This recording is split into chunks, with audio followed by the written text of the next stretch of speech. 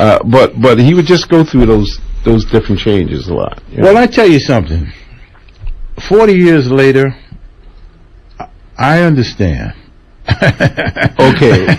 I mean, there is a certain thing that I don't know if a trumpet player or a trombone player can say this, but there's certainly a certain thing that a reed player can encounter. I mean, there's so many variables. I personally think it's unfair, but nevertheless, that's what it is.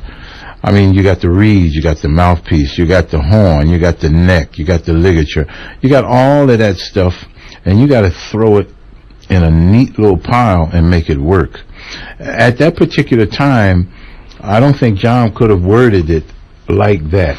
He was just dealing with, I'm not satisfied with what I got here. Mm-hmm. And as I was telling you before Rashied came here, this store that I had gone to where I used to buy reeds, a store down on, I think it was on Chestnut Street. One day I went in there, the guy said, do you know this guy, Coltrane? I said, are you kidding? Sure. He said he was just in here. He said, man, he bought like 2 boxes of mouthpieces.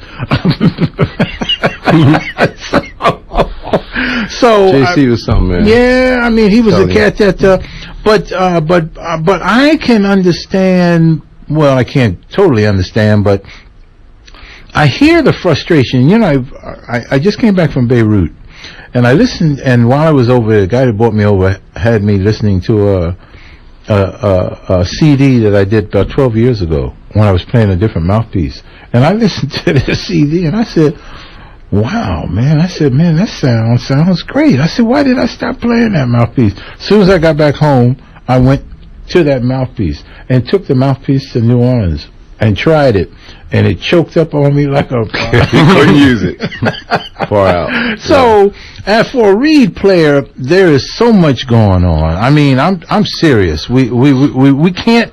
Unlike a trumpet player where you pick up the horn, put the mouthpiece in, bam, and hit, or even playing flute, because I play flute, picking up the flute and bam, bam, bam.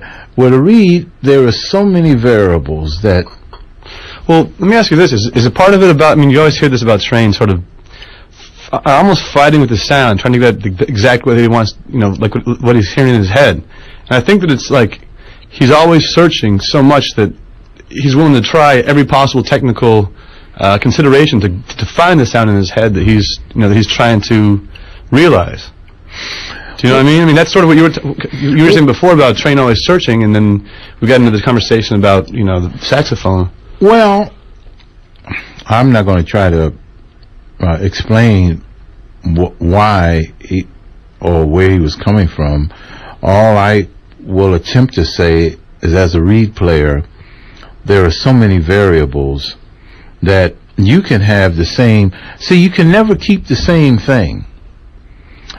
Just the nature of the beast, because a reed won't last forever.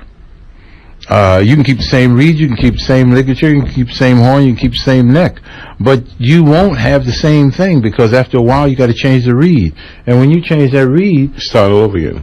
It's like, well, where in the world am I at now? And so for us as reed players, it's not like you buy a reed and put it on a mouthpiece. You buy many reeds, and then you look to find one reed. Oh, that's weird, though, because I should often wonder about that. I mean, because I see, like, reed players, including John, they would buy a whole box of reeds, and out of the box of reeds, they may find one. Or maybe 2 that works. I've thrown a whole box of reeds away. And that's kind of weird to me. That's unfair. I couldn't figure that out. I mean, all that money you just throwing away. That's unfair. Yeah. I have to buy them. I'm telling you, it's unfair. So John was caught up in that. He absolutely was a perfectionist. Yeah. He absolutely was a guy that was searching. He absolutely was a guy that was trying to turn it over. In the middle of all of that, and you got this thing that keeps slapping you in the face ever so often, you don't know where to go sometimes.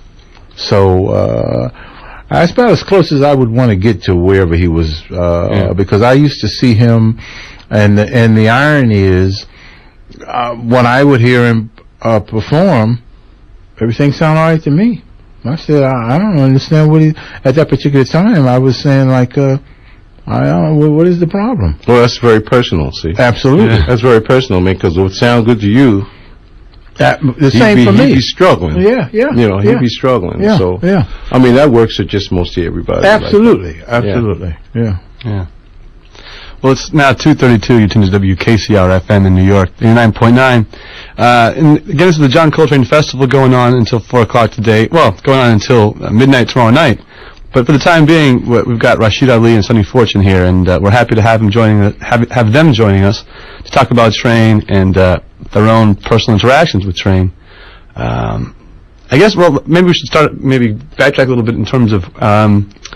Well, I would like to say something. Oh, please. Anytime you want to, just in regards to what you just said, and that is, it ends when midnight tomorrow. Yeah. I was telling Rashied over the weekend that actually I called you all, like I told you, I called you Sunday, and the young lady who answered the phone, I told her that I thought it was the greatest thing that KCR had ever done. That ever happened in radio. Yeah, I thought that it was the smartest thing that you all had ever done, and at the time I told her the only thing that I thought would be smarter if you all played it, Train for a whole year, 7 days a week, 24 hours, for a whole year. And so while talking to Rashied, I realized that it made all the sense in the world, because it would help the world. It would absolutely help New York. I mean, we're talking about a man that had such a soothing presence about himself. Wouldn't you agree? I think actually he could change the minds of all this stuff, man. All these problems we're having with Iraq and all these problems we're having with this time, man. I think Coltrane's music could soothe this stuff. I mean, make this stuff John work. was really an incredible person. Really, anyone who knew him would, I am confident, would confirm what I'm saying. I mean, he was. Those who knew him better than me, they've all said that he never had nothing negative to say about anybody.